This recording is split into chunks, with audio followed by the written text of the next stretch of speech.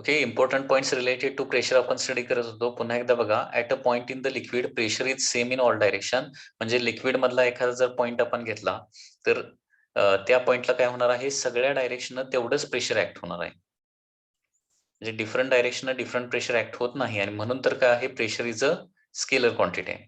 Okay, so pressure acting from right will be same, pressure acting from left will be same, pressure downward will be same, pressure in the upward direction will be same. त्याचबरोबर pressure is same at all the points at the same level.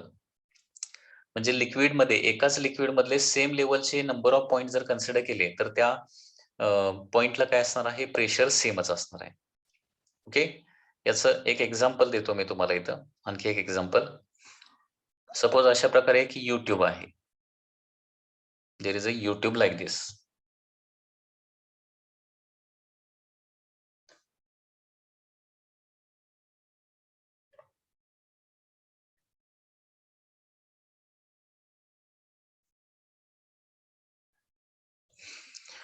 Okay, आणि याच्यामध्ये suppose काय केलेलं आहे बघा, हा point व्यवस्थित लक्षात ठेवायचा.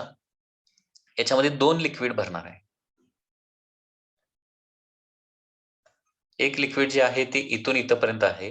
There is a U tube like this in which 2 immiscible, जे एकमेकांमध्ये मिक्स होत नाहीत असे लिक्विड जे आहेत ते प्लेस केलेले आहेत. ओके, या पद्धतीनं. आता आपण पॉइंट काय स्टडी करत होतो की एकाच लिक्विड मध्ये सेम लेवलचे 2 पॉइंट असतात तर त्या 2 पॉइंटला प्रेशर काय असणार आहे, सेम असणार आहे. म्हणजे फॉर एक्झाम्पल हा पॉइंट सपोज ए असेल, त्याच लेवलचा दुसरा पॉइंट कुठला येणार बघा, त्याच लिक्विड मधला बी पॉइंट. तर pressure at point A is equal to काय येणार आहे, प्रेशर ऍट पॉइंट बी येणार आहे. त्याच्यानंतर इथे एक पॉइंट मी काय कन्सिडर केला, सी पॉइंट कन्सिडर केला, आणि त्याच लेवलचा काय येणार आहे, इथं पॉइंट डी जर कन्सिडर केला तर सी आणि डी काय आहेत, एकाच लेवलचे पॉइंट आहेत आणि एकाच लिक्विड मधले आहेत. And therefore pressure at point C is equal to pressure at point D. आता आणखी 2 पॉइंट कन्सिडर करूया. इथं पॉइंट आहे ई आणि त्याच लेवलला बघा इथं पॉइंट का आहे, एफ आहे. आता इथं मात्र pressure at point E is not equal to काय येणार आहे, प्रेशर ऍट पॉइंट एफ येणार. लक्षात येते का बघा, म्हणजे हा पॉइंट तुम्हाला व्यवस्थित नोट डाऊन करावा लागेल. बघा, pressure at point A is equal to pressure at point B येतं. Pressure at point C is equal to pressure at point D येणार. परंतु pressure at point E is equal to pressure at point F येणार मात्र नाहीये. असं का होतं, E आणि एफ सेम लेवलचे पॉइंट आहेत परंतु ते डिफरंट लिक्विड मधले पॉइंट्स आहेत. लक्षात येत आहे, हे 2 डिफरंट लिक्विड मधले पॉइंट असतात. म्हणजे 2 पॉइंटला प्रेशर सेम कधी असणार आहे, तर पहिली गोष्ट म्हणजे ते दोन्ही पॉइंट काय पाहिजेत, सेम लेवलला असले पाहिजेत. The 2 point should be at the same level, पहिली गोष्ट. आणि दुसरी गोष्ट म्हणजे काय, ते सेम लिक्विड मध्ये पण असले पाहिजेत, तरच काय असणार आहे, त्या 2 पॉइंटला प्रेशर सेम येणार आहे.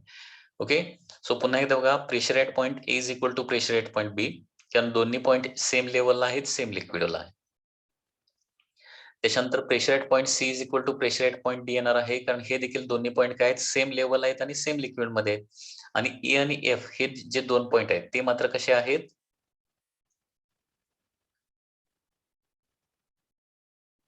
ई आणि एफ मध्ये काय आहेत, ते मात्र सेम लेवलला आहेत परंतु ते डिफरंट लिक्विड मध्ये आहेत आणि म्हणून त्या ठिकाणी प्रेशर सेम येणार नाही.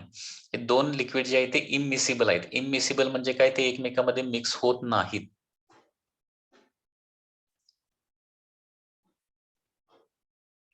Okay,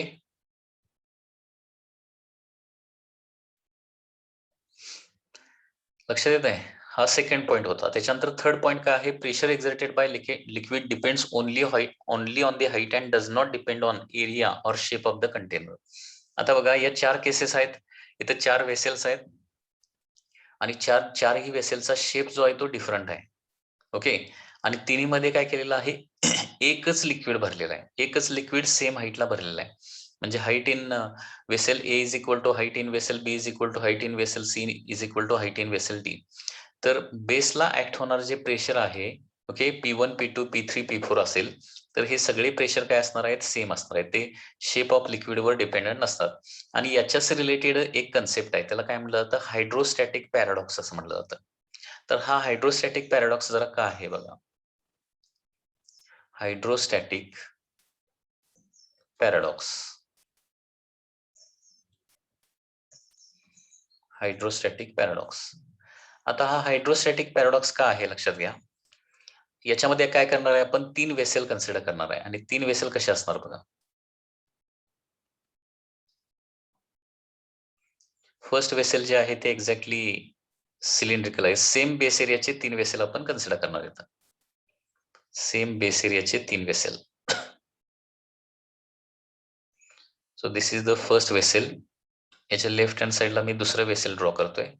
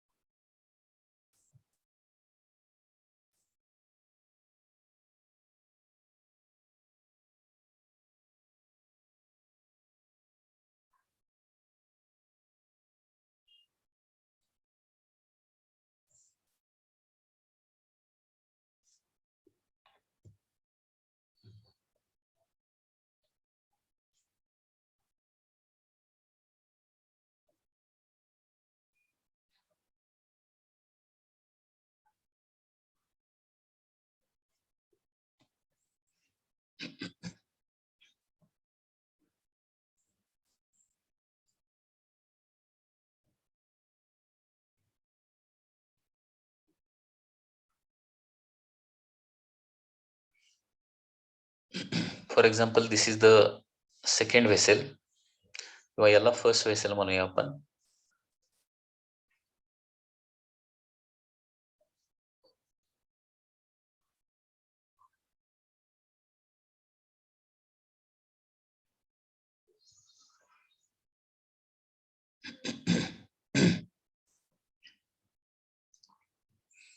and this is the third vessel.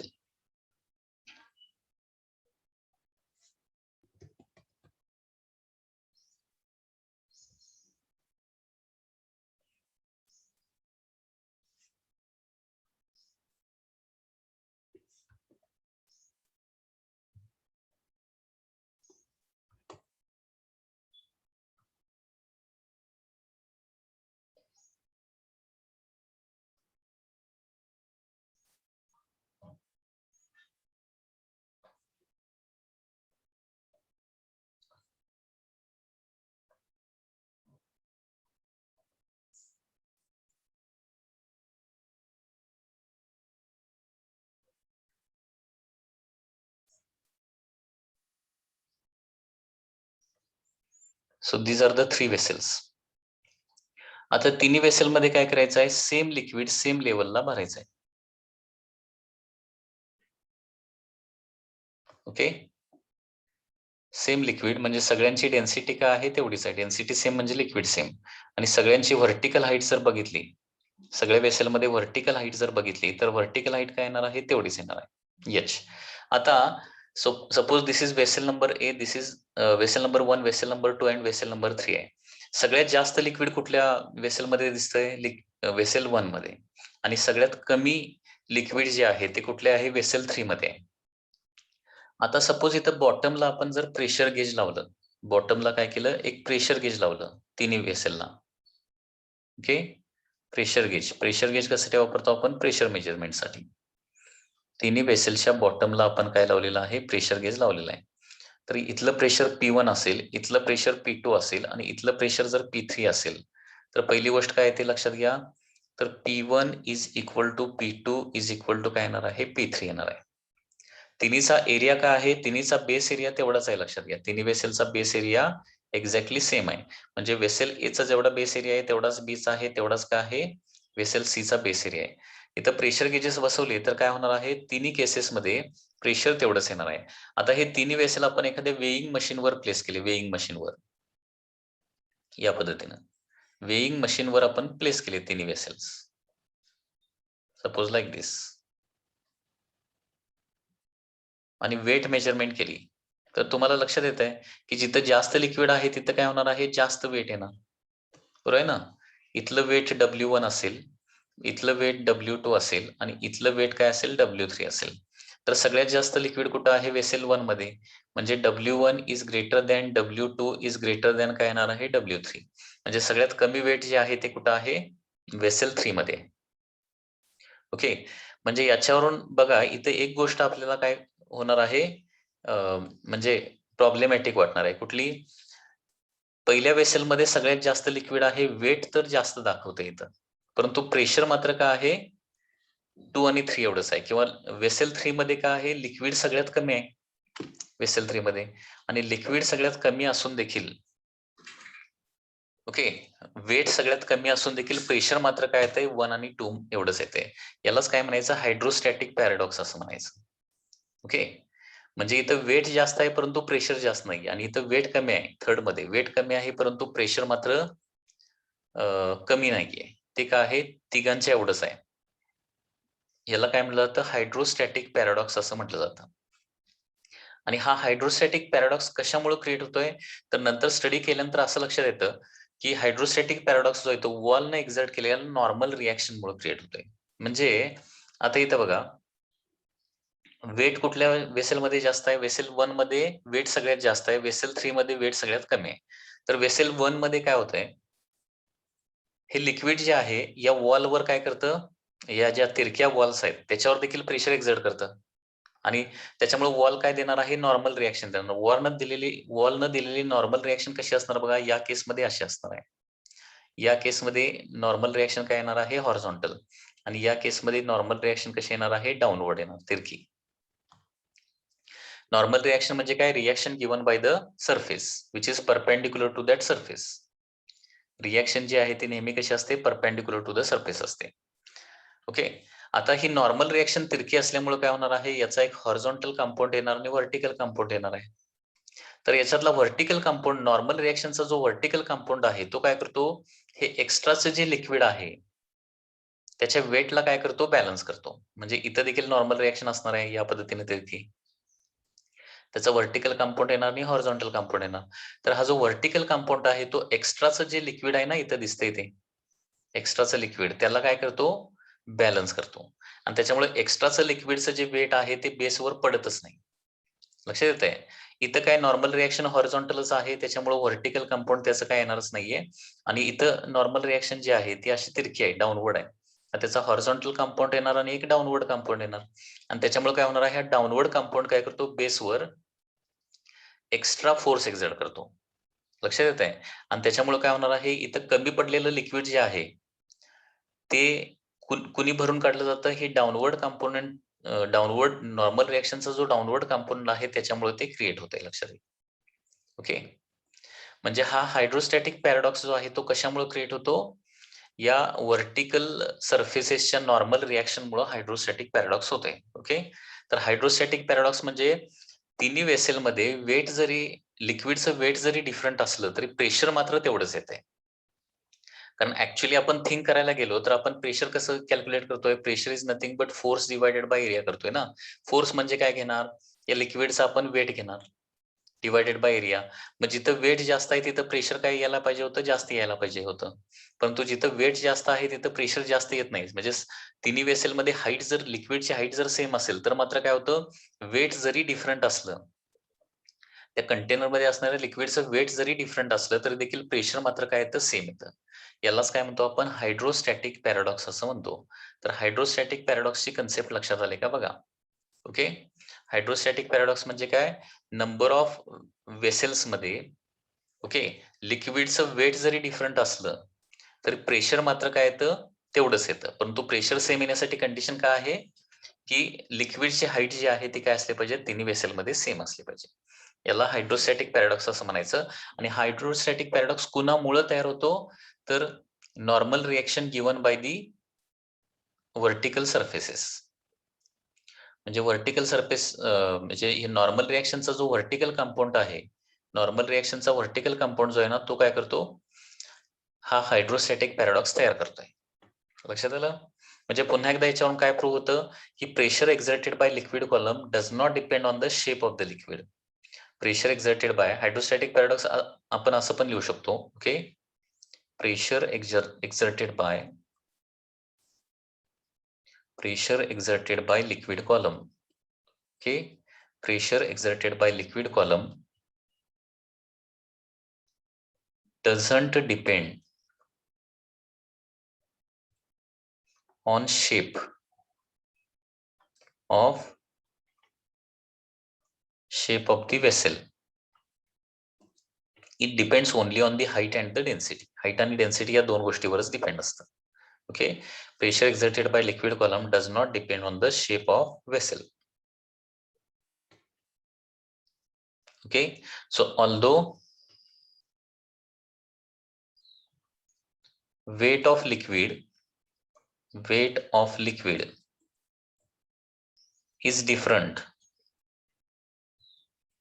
weight of liquid is different in 3 vessels.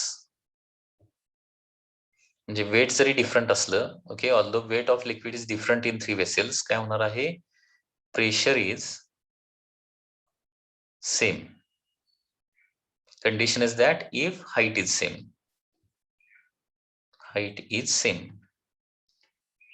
यालाच काय म्हणतो आपण, हायड्रोस्टॅटिक पॅराडॉक्स असं म्हणतो. आणि हायड्रोस्टॅटिक पॅराडॉक्स कशामुळे क्रिएट होतो, it is produced due to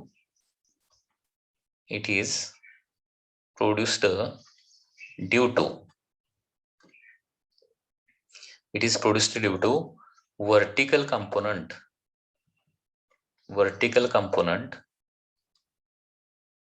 of normal reaction. Vertical component of normal reaction exerted by wall of container.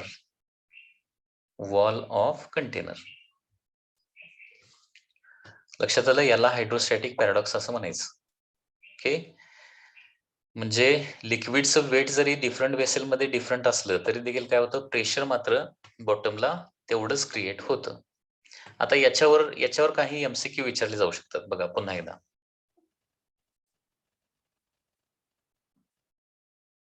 MCQ कसे विचारले जाऊ शकतात, लक्ष द्या.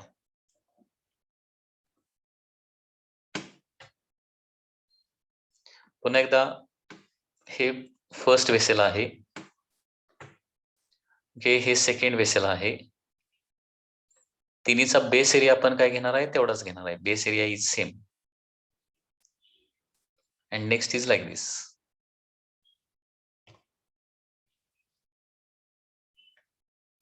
असे 3 वेसल आहेत, तिन्ही मध्ये लिक्विड लेवल सेम आहे, सेम लिक्विड भरलेलं आहे. ठीक आहे. तर पहिली गोष्ट म्हणजे वेट्स रिलेटेड काय रिलेशन आहे बघा, इथलं वेट W1, इथलं वेट W2, इथलं वेट W3 असेल.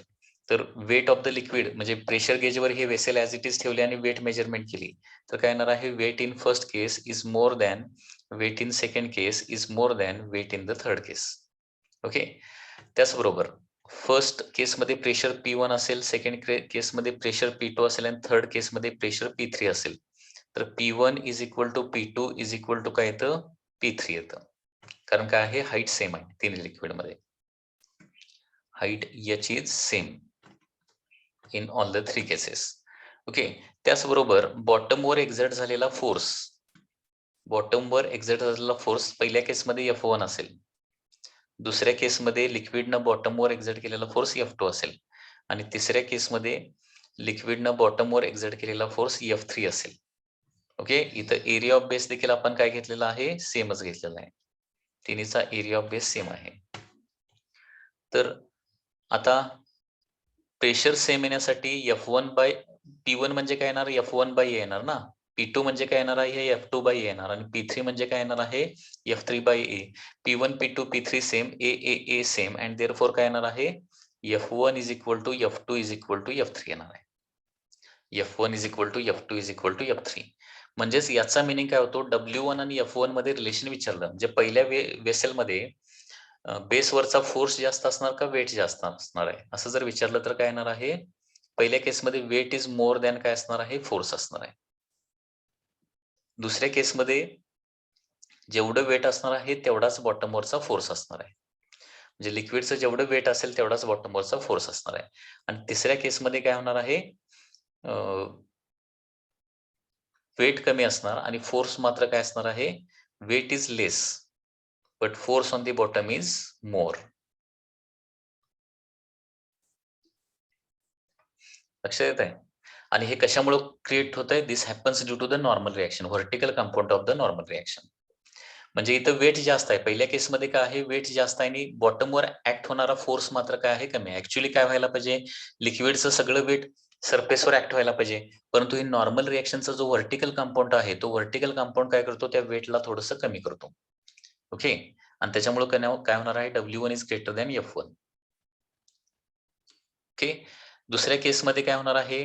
जेवढं वेट असणार आहे लिक्विडचं तेवढाच काय असणार आहे? फोर्स असणार आहे. तिसऱ्या केसमध्ये फोर्स बेसवर जास्त क्रिएट होणार आणि त्या मानानं लिक्विडचं वेट मात्र काय असणार आहे? कमी असणार आहे. ते फोर्स जास्त का क्रिएट होणार आहे? तर नॉर्मल रिएक्शनचा जो डाउनवर्ड कंपाऊंड येणार आहे, तो काय होणार आहे? त्या वेटमध्ये ऍड होणार आहे. म्हणजे पहिल्या केसमध्ये काय होणार आहे? इक्वेशन जर लिहायचं झालं तर काय होणार आहे? तर W1 minus normal reaction is equal to काय येणार आहे? F1 येणार आहे. बरोबर आहे ना? कारण बघा इथं फोर्सेस जर दाखवायचे झाले, वेट जे आहे ते डाउनवर्ड डायरेक्शन ऍक्ट होणार. ओके. फोर्स जो आहे तो देखील काय होणार आहे? डाउनवर्ड डायरेक्शन ऍक्ट होणार.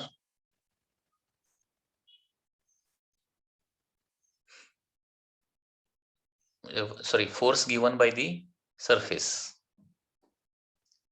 लिक्विड सरफेसने दिलेला जो म्हणजे सरफेसची जी रिएक्शन आहे ती काय असणार आहे? अपवर्ड असणार आहे. सॉरी, वेट डाउनवर्ड डायरेक्शन आणि त्या सरफेसनं दिलेली नॉर्मल रिएक्शनचा व्हर्टिकल कंपाऊंड काय असणार आहे? अपवर्ड डायरेक्शन असणार आहे. आणि वेट आणि नॉर्मल रिएक्शन अपोजिट डायरेक्शन असल्यामुळं बॉटम वरचा जो फोर्स येणार आहे F1, F is equal to काय येणार आहे? W मायनस N होणार. या केसमध्ये नॉर्मल रिएक्शन एक्झॅक्टली हॉरिझॉन्टल येते आणि वेट जे आहे ते डाउनवर्ड डायरेक्शन. मग इथं काय होणार आहे? Force is equal to weight येणार आहे. आणि तिसऱ्या केसमध्ये काय होणार आहे?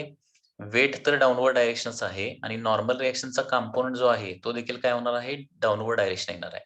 इथं जरी N जर लिहिलेलं असलं तरी N म्हणजे normal reaction, complete normal reaction नव्हे, तर नॉर्मल रिएक्शनचा फक्त व्हर्टिकल कंपोनंट. त्याच्यामुळं बेसवर ऍक्ट होणारा एकूण फोर्स किती असणार आहे? W प्लस नॉर्मल रिएक्शन असणार आहे. म्हणजे फोर्स जास्त आणि W काय असणार आहे? कमी असणार आहे. लक्षात येते का बघा? ओके. लक्षात येते का बघा? कुठलंही जर वेसेल असेल तर हे तुम्हाला थिंक करता आलं पाहिजे. पुन्हा एकदा जस्ट तुमच्या एक्सप्लेनेशन साठी सांगतो. या वेसेलमध्ये सपोज लिक्विड आहे. ओके. या लिक्विडचं वेट जे आहे ते डाउनवर्ड डायरेक्शन ऍक्ट होणार. त्याला W म्हणूया किंवा त्याला mg म्हणू शकतो आपण, W किंवा mg. ओके. आणि सरफेसनं दिलेली जी रिएक्शन आहे ती काय असणार आहे? त्याचा कंपोनंट रिएक्शन N असणार आहे अशी. त्याचा कंपोनंट जो आहे तो NC म्हणूया पाहिजे तर आपण, तो अपवर्ड डायरेक्शन असणार आहे. आणि त्याच्यामुळं बॉटमवर एक्झर्ट होणारा जो फोर्स असणार आहे, बॉटमवर ऍक्ट होणारा force acting on the bottom is equal to काय येणार आहे? mg मायनस काय येणार आहे? That is vertical compound of the normal reaction. लक्षात येत आहे? आणि वेसेलचा शेप जर असा असेल तर मात्र काय होणार आहे? नॉर्मल रिएक्शन ही अशी तिरकी येणार आहे आणि त्याचं काय होणार आहे? एक डाउनवर्ड कंपोनंट क्रिएट होणार, डाउनवर्ड कंपोनंट. आणि या डाउनवर्ड कंपोनंट मुळे वेट तर डाउनवर्डच आहे, that is W is equal to mg. Normal रिएक्शनचा एक कंपोनंट डाउनवर्ड आला आणि त्याच्यामुळे total force acting on the bottom जो आहे, बॉटमवर ऍक्ट होणारा टोटल फोर्स जो येणार आहे तो काय येणार आहे? वेट प्लस नॉर्मल रिएक्शनचा कंपोनंट किंवा mg plus compound of normal reaction. आणि त्याच्यामुळे काय होतो? फोर्स बॉटमवर वाढतो आणि फोर्स इज ग्रेटर दॅन काय येणार आहे? Force is greater than W येणार आहे. आणि इथं काय येणार आहे? फोर्स इज mg मधून समथिंग मायनस केल्यानंतर फोर्स मिळणार ना, so force is less than mg. Okay. तर या पद्धतीने ही कन्सेप्ट आहे किंवा हायड्रोस्टॅटिक पॅराडॉक्स जो आहे तो या केसमुळे क्रिएट होतोय. म्हणजे नॉर्मल रिएक्शनचा जो व्हर्टिकल कंपाऊंड आहे, नॉर्मल रिएक्शनच्या व्हर्टिकल कंपोनंट मुळेच हायड्रोस्टॅटिक काय होतो? पॅराडॉक्स तयार होतो. हे लक्षात ठेवा. याच्याच रिलेटेड एक न्यूमरिकल क्वेश्चन आपण बघूया थोडासा.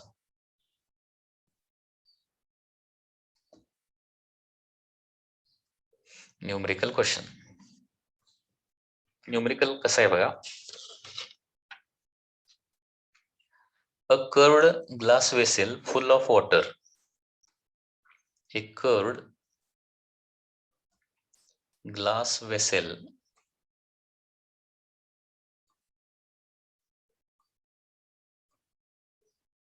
full of water up to height of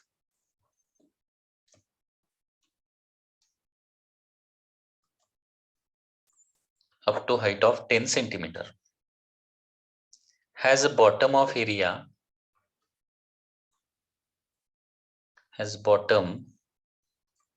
of area 10 centimeter square. Bottom of area 10 centimeter square. Top of area 30 centimeter square.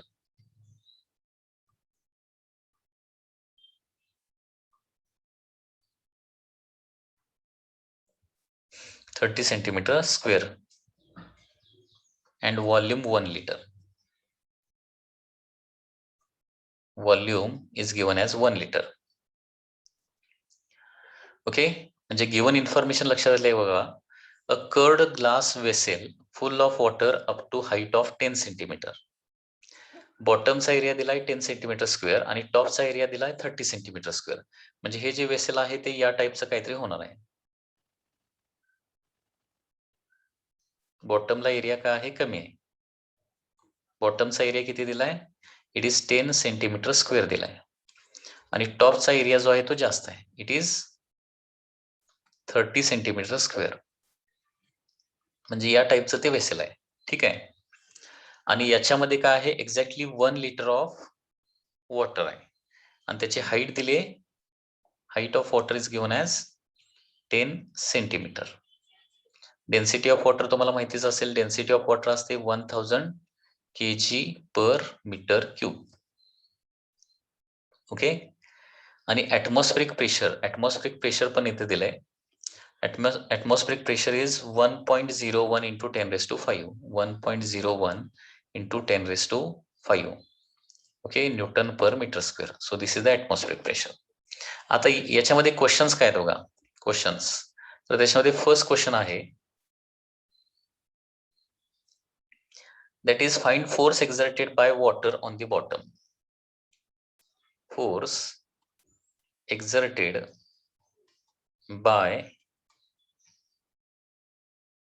water on bottom. हा पहिला क्वेश्चन आहे. आता हा क्वेश्चन अगोदर सॉल्व्ह करूया. हा जो बॉटम किती आहे 10 सेंटीमीटर स्क्वेअरचा आहे, तर याच्यावर एकूण फोर्स किती एक्झर्ट केलेला असेल. आता फोर्स कसं काढणार आहे, तर प्रेशर इंटू एरिया काढणार. Okay, force exerted by water on the bottom that is F is equal to P into A. Okay, आता P म्हणजे कसं काढणार आहे. इथं प्रेशर कशा बॉटमवर ऍक्ट होणार जे प्रेशर आहे ते कशावर डिपेंड असतं, त्या लिक्विडच्या हाईटवर डिपेंड असतं. आणि प्रेशरचा फॉर्म्युला काय असतो, रो इंटू जी इंटू एच असतो, into area. So pressure on bottom किती येणार बघा, इज इक्वल टू रोची व्हॅल्यू किती 1000. वॉटरचं प्रेशर किती असतं, सॉरी वॉटरची डेन्सिटी किती असते 1000. जी ची व्हॅल्यू काय घेऊया, जी इथं दिलंय, जी ची व्हॅल्यू 10 घ्यायची आहे metre per second square. G okay, total pressure acting on the bottom किती येणार बघा, फक्त रोजीएच येणार नाही. Just a minute, rho g h plus P naught पण येणार ना, कारण बॉटमला ऍक्ट होणारा प्रेशर म्हणजे काय, वरून ऍक्ट होणारा ऍटमॉस्फेरिक प्रेशर असणार आहे, that is P naught plus liquid कॉलमची हाईट, त्याच्यामुळे क्रिएट होणारं प्रेशर म्हणजे rho g h plus P naught. Atmospheric प्रेशरला काय म्हणूया आपण, पी नॉट असं म्हणूया, इंटू एरिया. लक्षात येत आहे. Force exerted by water on the bottom जे आहे, लक्षात आलं का बघा. बॉटमवर ऍक्ट होणारा फोर्स कॅल्क्युलेट करण्यासाठी बॉटमवर ऍक्ट होणारं टोटल प्रेशर अगोदर घ्यावं लागेल. टोटल प्रेशर म्हणजे काय येणार आहे, या लिक्विड कॉलमचं प्रेशर प्लस त्या लिक्विड कॉलमच्या सरफेसवर किती ऍक्ट होते, अजून ऍटमॉस्फेरिक प्रेशर पण ऍक्ट होत आहे. ओके, त्याच्यामुळे हे सगळं कॅल्क्युलेशन येणार आहे. रो जी इंटू एच. एच किती दिलंय 10 सेंटीमीटर. 10 सेंटीमीटर म्हणजे 0.1 येणार आहे, प्लस ऍटमॉस्फेरिक प्रेशर किती दिलंय 1.01 × 10⁵. Okay, into area of the bottom किती दिलाय 10 centimetre square. 10 × 10⁻⁴. So force on the bottom इथे किती व्हॅल्यू येणार बघा, हे 1000 येणार आहे. 1000 plus 1.01 into 10 raised to 5 into 10 raised to minus 3, कारण 10 into 10 raised to minus 4 म्हणजे किती येणार आहे 10 raised to minus 3 येणार आहे. आता ही व्हॅल्यू अशी लिहू शकतो 1000 म्हणजे 10 raised to 3 प्लस हे 10 raised to 3 इथं करावं लागेल म्हणजे 101 into 10 raised to 3, कारण पॉवर सेम असल्याशिवाय आपण ऍडिशन करू शकत नाही.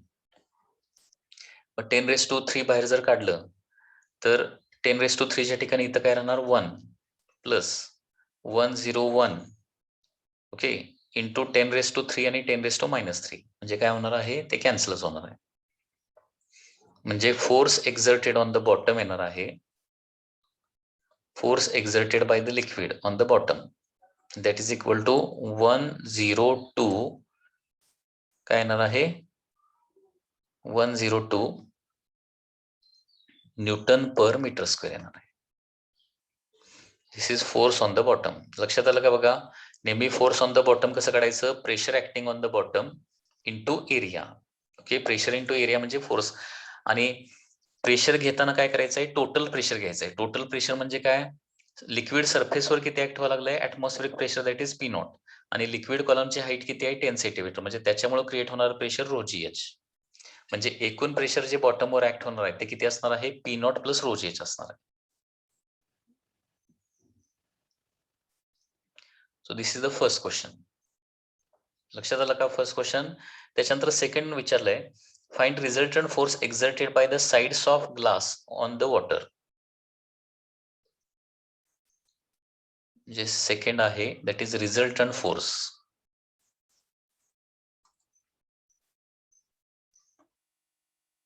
exerted by sides of glass on water.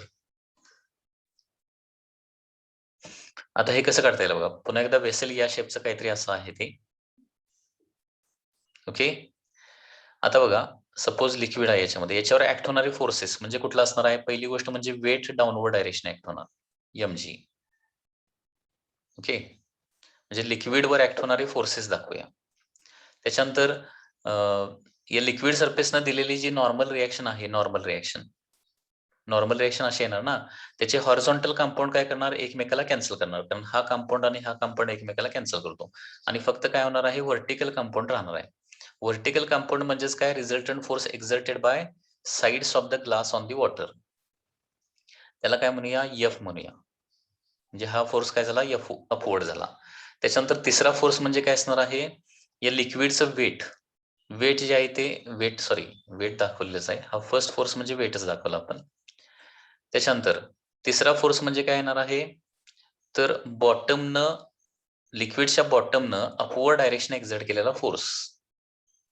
Okay लिक्विडच्या बॉटमनं अपवर्ड डायरेक्शन एक्झर्ट केलेला फोर्स त्याला काय म्हणूया त्याला पाहिजे तर एफ म्हणूया आणि अपवर्ड रिझल्टंटला आर म्हणूया आणि त्याचबरोबर आणखी कुठलं प्रेशर ऍक्ट होणार आहे ऍटमॉस्फेरिक प्रेशर जे आहे ते टॉप साइडने ऍक्ट होणार आहे. So force due to the atmospheric pressure किंवा त्याला एफ नॉट असं म्हणतो. म्हणजे या लिक्विडवर एकूण 4 फोर्सेस ऍक्ट होणार आहेत. पुन्हा एकदा फ्री बॉडी डायग्राम काढून हे 4 फोर्सेस कुठले आहेत हे नेहमी लक्षात ठेवायचे. हे फोर्सेस कधी चेंज होत नाहीत. पहिली गोष्ट म्हणजे वेट ऍक्ट होणार downward direction that is equal to mg. त्याच्यानंतर बॉटमनं एक्झर्ट केलेला फोर्स त्याला एफ म्हणूया. बॉटमनं वॉटरवर एक्झर्ट केलेला फोर्स दॅट इज एफ. त्याच्यानंतर ऍटमॉस्फिअरनं डाऊनवर्ड डायरेक्शन एक्झर्ट केलेला फोर्स एफ नॉट आणि त्याचबरोबर वॉलनं अपवर्ड डायरेक्शन एक्झर्ट केलेली रिएक्शन त्याला काय म्हणूया आर म्हणूया. तर हे रिझल्टंट फोर्स म्हणजे आर ची व्हॅल्यू काढायची आपल्याला. तर कशी काढता येईल तर इक्विलिब्रियम मध्ये काय होणार बघा in equilibrium upward forces is equal to downward forces. Upward forces किती होणार बघा आर प्लस एफ येणार आहे. ओके म्हणजे वॉलनं दिलेली रिएक्शन किंवा वॉलनं दिलेला resultant force upward resultant force plus बॉटमनं अपवर्ड डायरेक्शन एक्झर्ट केलेला force F is equal to काय येणार आहे वेट किती ऍक्ट होणार आहे that is equal to mg ते डाऊनवर्ड डायरेक्शन आणि त्याचबरोबर टॉप सरफेसवर ऍटमॉस्फिअरने एक्झर्ट केलेला force that is F naught. हे असं याचं इक्वेशन येणार आहे. म्हणजे ही रिॲक्शन जर काढायची असेल तर काय करावं लागेल, mg plus F nought minus काय करावं लागेल, एफ करावं लागणार. mg plus F nought minus F. Okay, आता इथे सगळ्या ह्या व्हॅल्यू आपल्याला प्लेस कराव्या लागतील. So R is equal to mg, weight किती येणार बघा, वेट म्हणजे काय येणार आहे, आता हे अगोदर सेपरेट सगळे टर्म काढून घेतो, नंतर आपण इथं प्लेस करूया. तर पहिली गोष्ट mg कॅल्क्युलेट करूया. mg म्हणजे काय येणार आहे, that is volume into density into G, बरोबर आहे ना, कारण मास म्हणजे व्हॉल्यूम इंटू डेन्सिटी. व्हॉल्यूम किती दिलंय, 1 लिटर दिलंय. 1 लिटर म्हणजे काय असतं, 10⁻³ metre cube. Density of water किती असते, 1000, आणि जी ची व्हॅल्यू किती, 10. म्हणजे mg ची व्हॅल्यू किती येणार आहे, दॅट इज 10 न्यूटन येणार आहे. 10 न्यूटन, कारण 10⁻³ आणि 1000 काय होणार आहे, कॅन्सल होणार आहे. हे mg झालं. ओके, त्याच्यानंतर नेक्स्ट आहे एफ नॉट. एफ नॉट म्हणजे ऍटमॉस्फेरिक प्रेशरनं टॉप सरफेसवर एक्झर्ट केलेला फोर्स. तर एफ नॉट कसं काढणार आहे, atmospheric pressure into area. Okay, atmospheric pressure किती दिलंय, 1.01 इंटू 10⁵ दिलेला आहे. इंटू टॉप सरफेसचा एरिया किती दिलाय, 30 सेंटीमीटर स्क्वेअर दिलाय ना, 30 centimetre square. So 30 into 10⁻⁴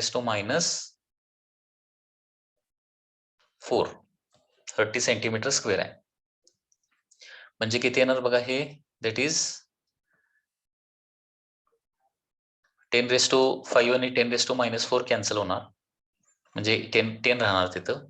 1.01 into 30 into काय होणार आहे, दिस इज इक्वल टू 10. म्हणजे किती होणार बघा, हे 300, म्हणजे 3 ने याला मल्टिप्लाय केलं तर 303. ओके, एवढा आन्सर येणार न्यूटन, 303 न्यूटन येणार ना. 30 इंटू 10 म्हणजे 300, 300 इंटू 1.01 म्हणजे काय येणार आहे, 303 न्यूटन येणार आहे. ओके, म्हणजे mg मिळालं, fo मिळालं, आणि एफ ऑलरेडी आपण काढलेलंच आहे. जेवढं लिक्विड बॉटम सरफेसवर फोर्स एक्झर्ट करणार आहे, तेवढंच काय होणार आहे, बॉटम सरफेस लिक्विडवर एक्झर्ट करणार आहे. सो एफ ची व्हॅल्यू आपण काढली होती, ती एफ ची व्हॅल्यू किती आली होती बघा, एफ ची आली होती 102 newton. So therefore reaction is equal to, mg ची व्हॅल्यू किती आली, 10, प्लस एफ नॉट किती आलं, F nought is 303 minus F म्हणजे 102. R is equal to 313 minus 102 and R येणार आहे, that is 211 न्यूटन येणार आहे. 211 Newton is the upward force exerted by the sides of the glass on the water. हे लक्षात आलं का बघा, 211 Newton is the answer. Okay, तर वॉलने एक्झर्ट केलेला अपवर्ड फोर्स